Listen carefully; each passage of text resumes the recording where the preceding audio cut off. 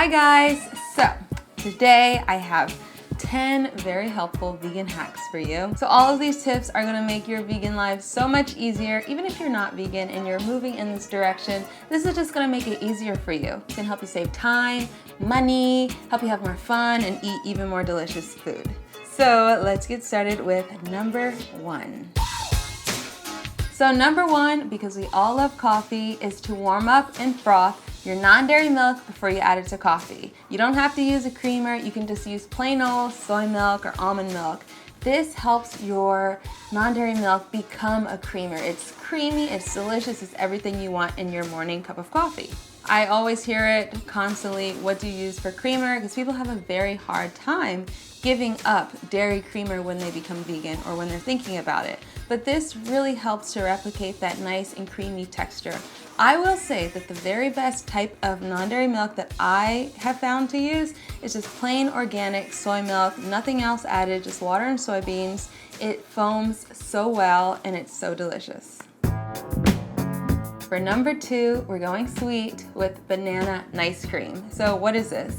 Basically, you can freeze bananas and put them in the blender and turn them into ice cream. It's really that simple. You can add other things to make chocolate ice cream or mango or berry or whatever you feel like, but it's so much healthier than the real thing. Also, it's cheaper. You can make it at home. You don't need an ice cream maker. Come on, the list just goes on and on. It's a perfect snack or dessert. Number three, speaking of frozen, make sure you stock your freezer with frozen fruits and vegetables. So frozen fruit, of course, you can use them for baking, or like I was saying with the bananas, make banana ice cream, nice cream. You can also put them in smoothies. It's such a great, easy way to add more nutrition to your daily diet. But also keep frozen vegetables, because when you have frozen vegetables, you don't have to worry about, oh my gosh, I ran out of fresh vegetables, I'm not gonna eat healthy today. You can just reach for the frozen. All frozen vegetables and fruits are frozen at their peak of freshness, so you don't have to worry about them not being as nutritious. Whereas, oftentimes, I'll go to the grocery store and see some wilted kale and romaine lettuce on the shelf, and I know that using something frozen is actually gonna give me even more nutritional value than that. So, another thing about frozen, it stays for a long time. You don't have to worry about going bad. Like I said, when you don't have any fresh vegetables on hand, you got frozen, you can use them, and you can even add them to smoothies, soups, and little fast things like that. It's so convenient and it's not at all expensive to rely on frozen vegetables and fruit when you don't have fresh. Number four, keep your greens fresh using a paper towel. So this is especially for clean greens.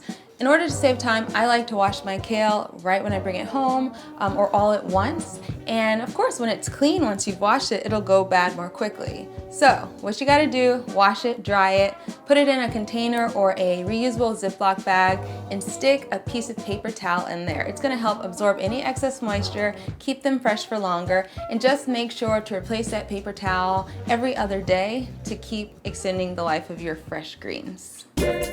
Number five, grind your own flaxseed. Now, we've all heard about the health benefits of eating more flaxseed, adding it to our oats and our smoothies, because it's got so many wonderful omega-3s. Okay, well, if you buy it pre-ground, unfortunately, you'll probably be losing some of that nutritional value, because pre-ground flax seeds, they lose their fatty acids by being pre-ground. The best way to do it is to grind them fresh.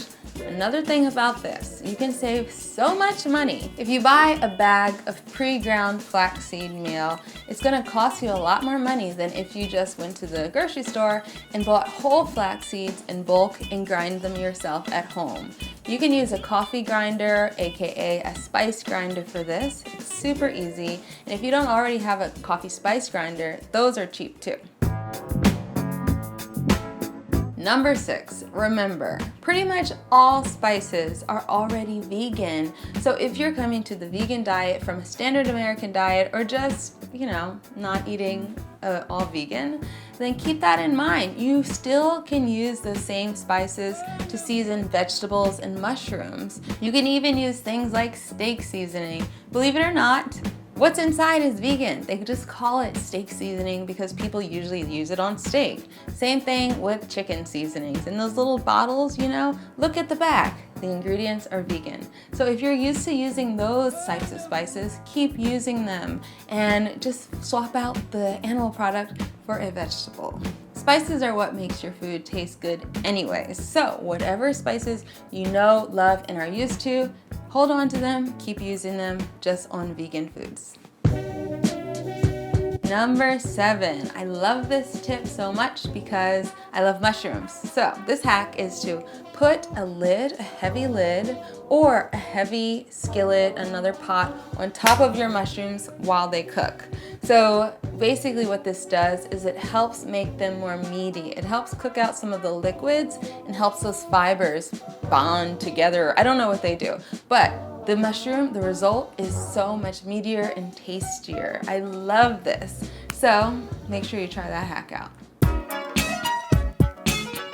Number 8. Now I know a lot of people don't like fake meat, but listen, fake meat is really, really great and helpful, especially if you're just transitioning to a vegan diet.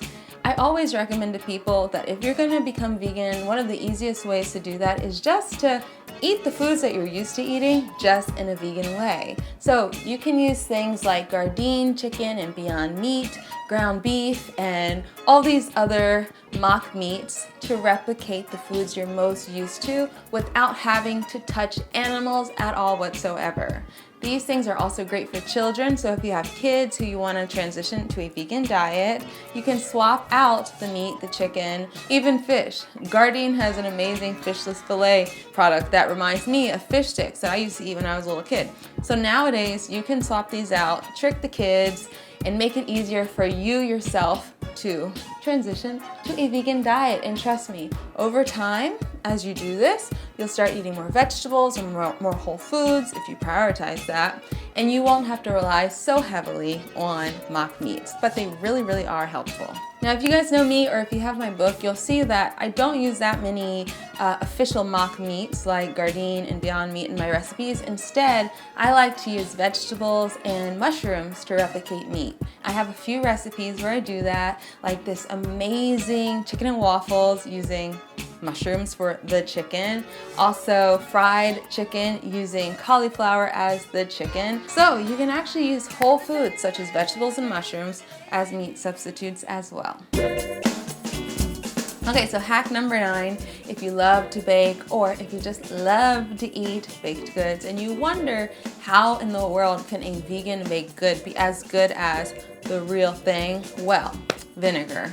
Believe it or not, when you add vinegar to non-dairy milk, it helps to curdle it, but more importantly, when you add it to the rest of your ingredients, the dry ingredients, it reacts with the baking soda and baking powder to help whatever your baked good is rise and become fluffy and just be perfect. So you definitely do not need eggs for this. You can go ahead and move the eggs aside, start using vinegar. I will link some recipes down below so you can see actually how it's done and give it a try yourself. So number 10, this one sounds kind of obvious, but look, people take this for granted. Eat plenty of food, eat a lot, eat as much as you need to make yourself full and feel nourished and energized and all the above. So a lot of people come to me and they'll say, look, I tried the vegan diet for 2 days, 3 days, whatever, and I was hungry the whole time. Well, the reason you're hungry is simply because you were not eating enough food. It makes sense, right? Keep in mind that when you're eating a vegan diet, especially a whole food vegan diet, you're probably eating fewer calories. Just if you're used to eating, say, a salad on a plate with like, I don't know, not that many greens, and you just take out the chicken and you take out the cheese and now all you have left are the greens, that's not enough food. You're gonna have to replace the chicken and the cheese with more wholesome things like grains and beans and other vegetables and fruits. So make sure you bulk up your food, make sure you eat plenty of it. If you ever feel like you're still hungry, y'all, you just gotta eat more food. It's really as simple as that. And look, don't be afraid to overeat when you're eating clean. Now, if you're eating a whole bunch of processed vegan food, yes, slow your roll, think about what you're doing to yourself. You better stop and think about what you're doing. That's probably not what you should be eating, but we are talking whole foods right now. whole grains, vegetables, and fruits. You don't have to worry about eating too many of these foods because they're low in calories and they're just doing great things to your body. They're just giving you fuel and joy and happiness. Also, these foods are full of fiber. So that means once you've had enough, you've had enough. Your body is gonna send you signals. Whereas if you just ate a bunch of vegan Oreos or other junk food, you're not gonna get that signal. So keep eating the whole foods. Please eat as much as you need to feel nourished and full, and you will be a healthy, happy vegan.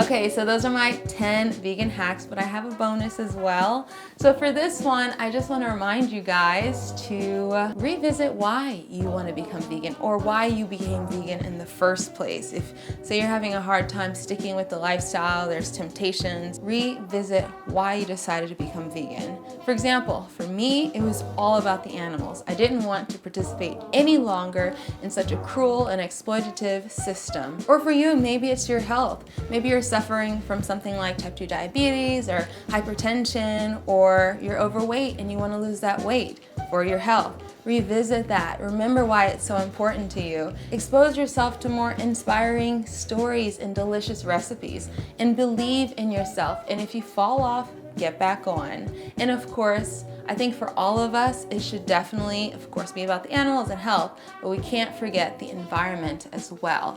It's so important that we leave our planet better off than we found it, which right now we're not doing a very good job at all of that. I hear people complain about climate change all the time and it's too hot and this and this and that. But what are we ourselves, not the government, doing to help turn things around and help leave this planet in a better place than it was when we got here? So for all those things, hopefully you will become or stick with the vegan lifestyle. And whenever you're having a hard time, whenever you're feeling like you're losing track and you can't stay on it, come back to your original reasons for becoming vegan. And if you must, which you should, expand those reasons. It just makes it so much easier to keep doing your thing.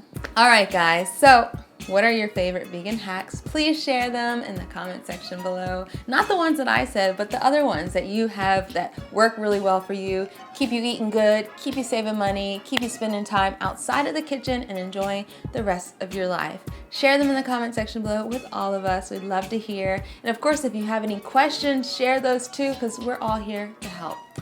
Thank you guys so much for watching. I'll see you next time. Bye.